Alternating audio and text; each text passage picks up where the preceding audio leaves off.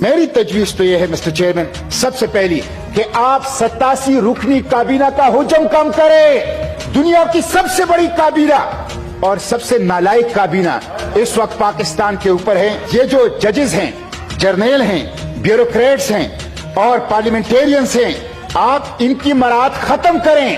60 Bullet proof گاڑیاں یہ صرف کیبنٹ استعمال کر رہی ہیں، جو ججز اور جرنیل اور سیول بیوروکریسی استعمال کرتی ہے وہ اس کے علاوہ ہیں۔ اشرافیہ کے عشرت یہ ختم کرنا ہوگا۔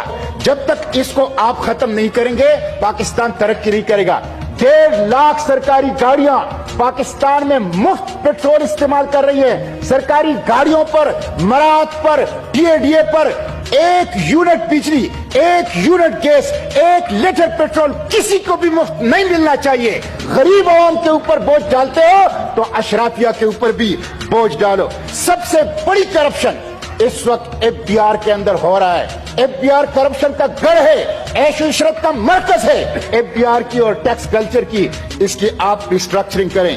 مسٹر چیئرمین، غیر ترقیاتی اخراجات کو کم کریں۔ اس وقت یہ حکومت غریب عوام کے اوپر بوجھ ڈال رہی ہے، لیکن اپنے ہر MNA کو 1 ارب روپے ترقیاتی کام کے لیے دے رہی ہے۔ یہ سیاسی رشوت ہے، یہ آئندہ انتخابات کے لیے ہے، یہ غریبوں کا پیسہ ہے۔ اس کو غریبوں کی طرف ڈائیورٹ کر دیا جائے۔ جو نان کمبیٹ ڈیفنس بجٹ ہے اس کو کم از کم 50% تک کم کر دیا جائے۔ بیرون ملک سے پیسہ واپس لایا جائے۔ ابھی ترکی کے زلزلے کے لیے امریکہ کے اندر ایک پاکستانی نے $30 ملین دیے۔ وزیر اعظم صاحب نے اس کو اپریشیٹ کیا، اس کے اوپر ٹویٹ کیا۔ میں وزیر اعظم صاحب سے پوچھتا ہوں، ایک پاکستانی امریکہ میں اردوغان کو اور ترکی کو $30 ملین دے رہے، آپ کو کیوں نہیں دے رہا؟ اس لیے کہ آپ کے اوپر اعتماد نہیں ہے۔ مسٹر چیئرمین، آٹے کی قیمت کہاں تک پہنچ گئی؟ گندم کی کوئی قلت نہیں ہے۔ آٹا مافیا، پیٹرول مافیا، سریا مافیا، سیمنٹ مافیا، چینی مافیا سب اس ملک کے اندر مسلط ہے، عوام کو لوٹ رہے ہیں، کوئی پوچھنے والا نہیں ہے۔